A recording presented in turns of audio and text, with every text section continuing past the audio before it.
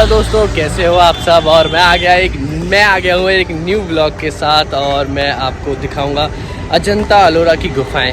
आप थोड़े से टेंशन में आ गए होंगे कि ये कहाँ है। आपके जो 20 के नोट के ऊपर रख के बाद में बताऊंगा। और चलते हैं आगे की तरफ।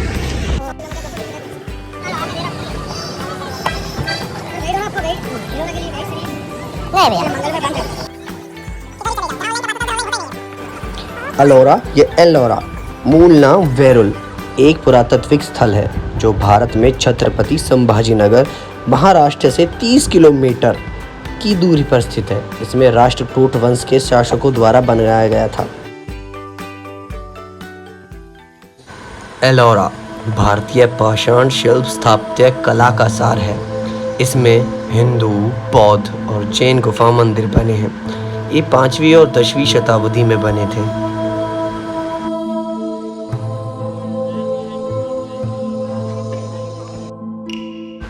ये है वो 17 हिंदुओं की गुफाएं जिसे कैलाशनाथ मंदिर के नाम से भी जाना जाता है।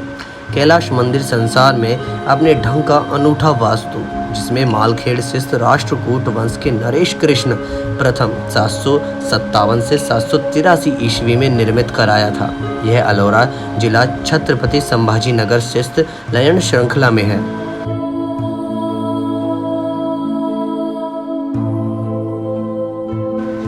यहाँ 12 बौद्ध गुफाएं, 17 हिंदू गुफाएं और 5 जैन गुफाएं हैं। ये सभी आसपास बनी हैं और अपने निर्माण काल की धार्मिक सौहार्द को दर्शाती हैं।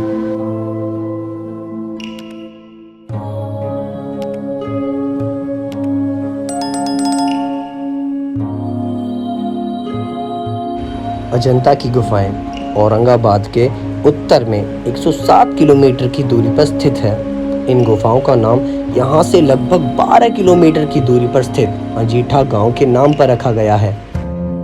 ये प्राचीन भारतीय सभ्यता का जीवन प्रदर्शन करता है। बौद्ध, हिंदू और जैन धर्म को भी समर्पित पवित्र स्थान अलोरा परिसर न केवल अद्वितीय कलात्मक सृजन और एक तकनीकी उत्कृष्टता है, बल्कि यह प्राचीन भारत के धैर्यवान चरित्र की व्याख्या भी करता है।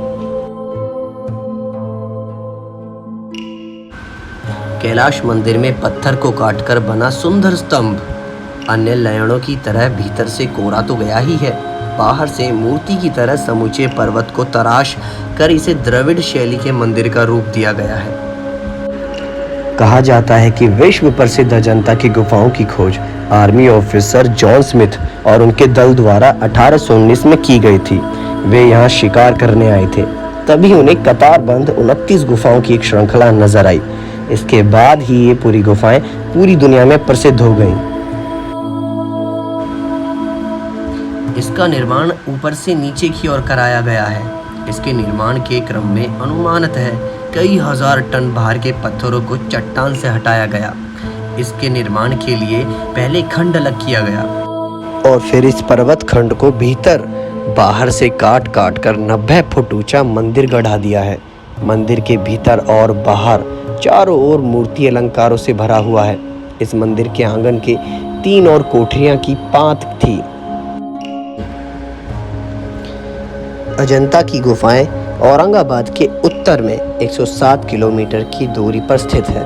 इन गुफाओं की खोज 1819 में ब्रिटिश सेना की मद्रास रेजिमेंट के एक सैन्य अधिकारी द्वारा शिकार खेलते समय की गई थी। ये गुफाएं अपनी भित्ति चित्रकला के लिए प्रसिद्ध हैं। अजंता की गुफाएं घोड़े की नाल की आकार वाली एक चट्टान की सतह पर खोदी गई है। तो चलिए अब चलते हैं थोड़ा आगे की तरफ।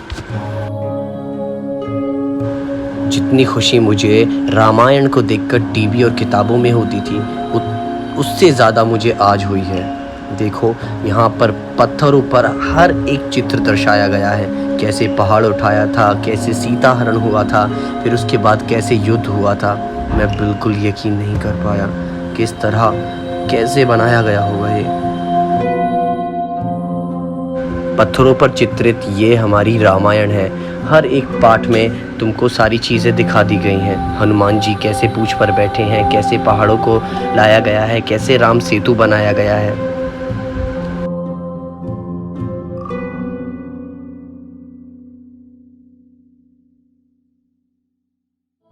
और जितनी ज़्यादा खुशी मुझे इन मूर्तियों को देखकर हो रही है, उतना ही दुख इनके टूटे होने पर भी है।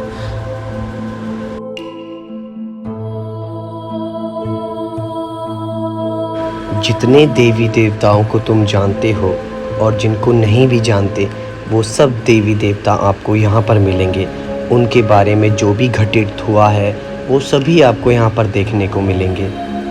और ये बात भी मेरी ध्यान से सुने, और व्लॉग्स में मैंने कहीं इतने अच्छे तरीके से नहीं देखा कि उन्होंने आपको इतने अच्छे से सारी मूर्तियाँ दिखाई हैं। मैंने सारी चीज़ें बारीकी से दिखाई हैं और बहुत मेहनत लगी है। तो प्लीज़ लाइक, सब्सक्राइब और कमेंट ज़रूर करिएगा कि आपको ये व्लॉग देखकर कैसा लगा और कैसा फील हुआ हमारी भारतीय संस्कृति को देखकर। अगर मैं बताने पे आऊँ यहाँ के हर एक चित्र के बारे में तो लगता है हमारे पूरे 2 से 3 महीने चले जाएंगे।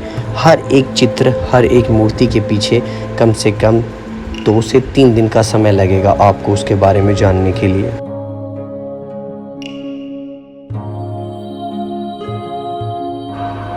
यह है वो शिवलिंग जहाँ पर रावण ने अपने सारे सिर काटकर भगवान शिव को समर्पित किए थे। और यह है महाभारत। यहाँ पर हर एक लाइन में दिखाया गया है कि महाभारत में क्या हुआ था, कैसे हुआ था।